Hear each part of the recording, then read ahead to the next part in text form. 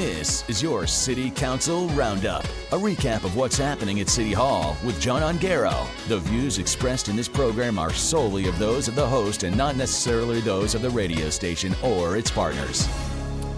Well, it's times like this that we need to start paying attention. Over the coming months, a lot of conversations will be had about the future of our city and how you, yes, you, are going to pay for it.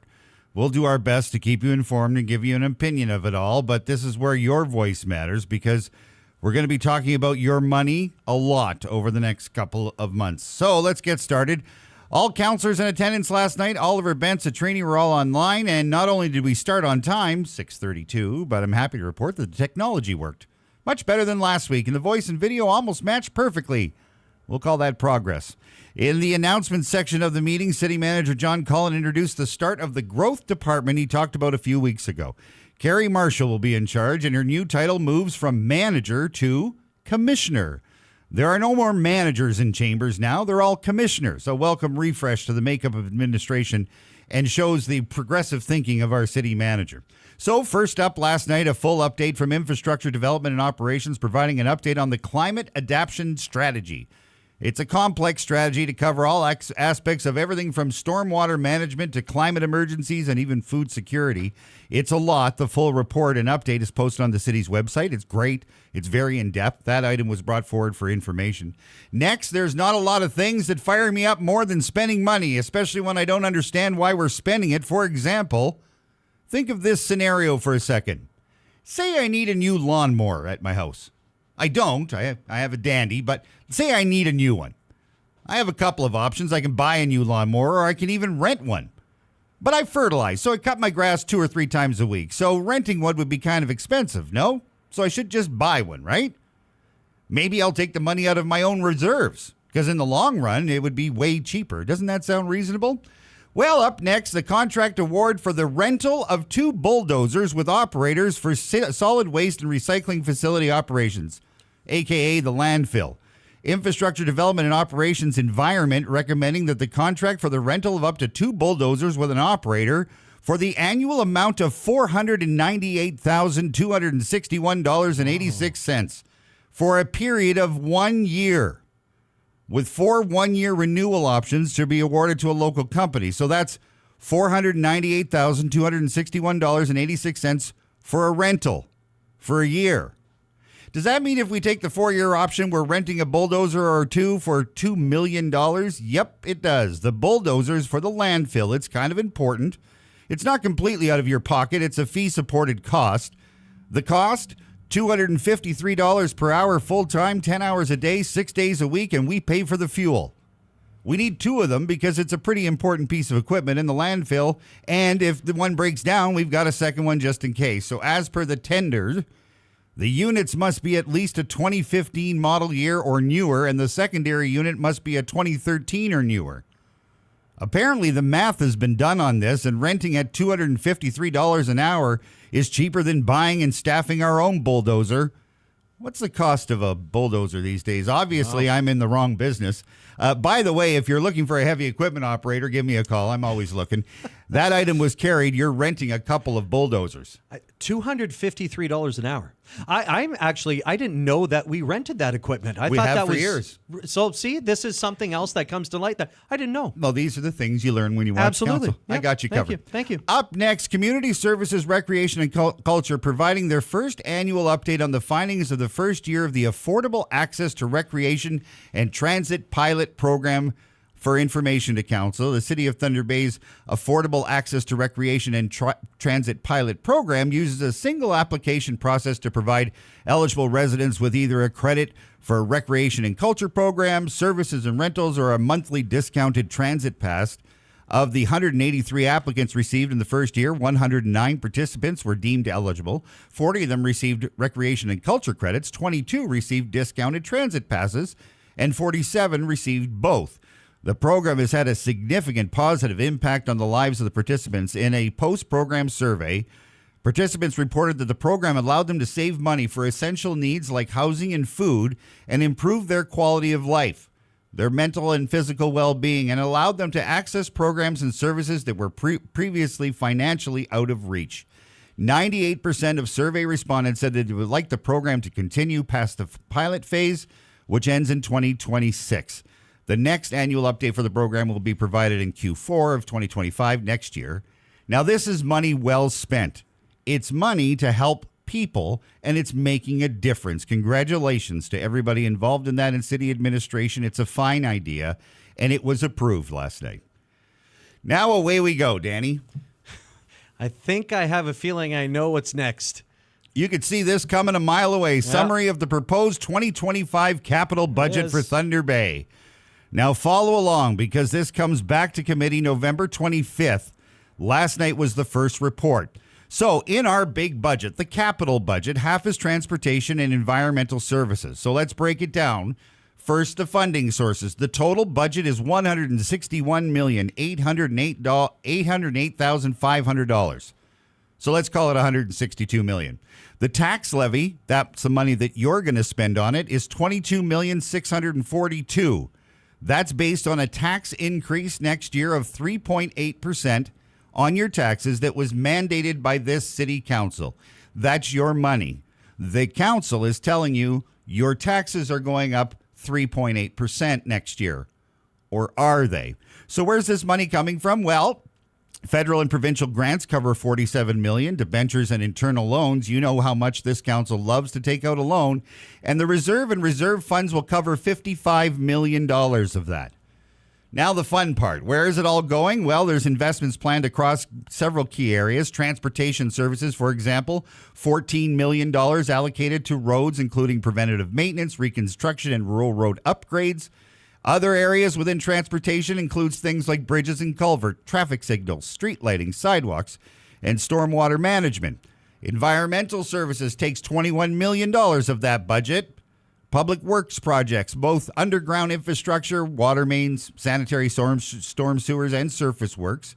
Waterworks gets $10 million, wastewater gets $13 million, the landfill and solid waste diversion gets $2 million, etc., etc. Protective services, $843,000 dedicated to Thunder Bay Fire Rescue with fundings for fleet and facilities, including a contribution towards a new aerial ladder and equipment to ensure the continued quality of rescue services. The Thunder Bay Police Service will receive $2.9 million for fleet, renewal of police vehicles, replacement of personal protective equipment, replacement of servers, workstations, and software. Oh. Social and health services, about $13 million of funding allocated to long-term care. Pioneer Ridge, for example, $644,000, $38,000 to child care.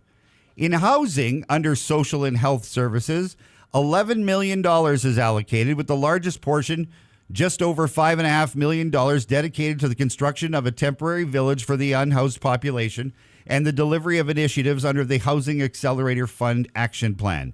$5 million out of that 13 for housing. Superior North EMS gets $2.2 million. So about $13 million in total for social and health services. You got that? Yeah. Parks and Recreation Neighborhood Services, $7.6 million. Improvements to parks, trails, playing fields, boater services, capital renewal of existing parks facilities, tree pruning, planting, emerald ash borer response program, etc. And finally, here we go. Arenas, stadia, and aquatics.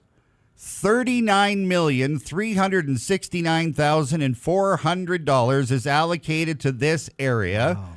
For planned replacement of major building components and existing facilities, along with a comprehensive renewal project at Current River Arena. And 75% of that $39 million is going to where? That's right, the indoor turf facility. Did you hear that? 35 of $39 million to the turf. So let's break that down a little. This, again, is just capital investments. Out of the $162 million budget, $14 million for transportation, $21 million for environmental, $13 million for social and health services. You can see where I'm going with this a mile away. Because then we have arenas and stadia and aquatics at $39 million, which is 75% towards the indoor turf facility. $35 million. Please let this sink in for a second.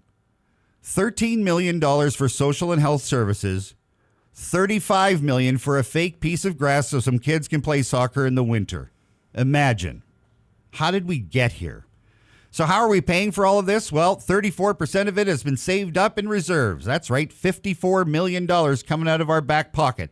14% is funded by you, the tax levy. That's $22 million. 30% comes from external sources like the government and grants, and 22% is borrowed.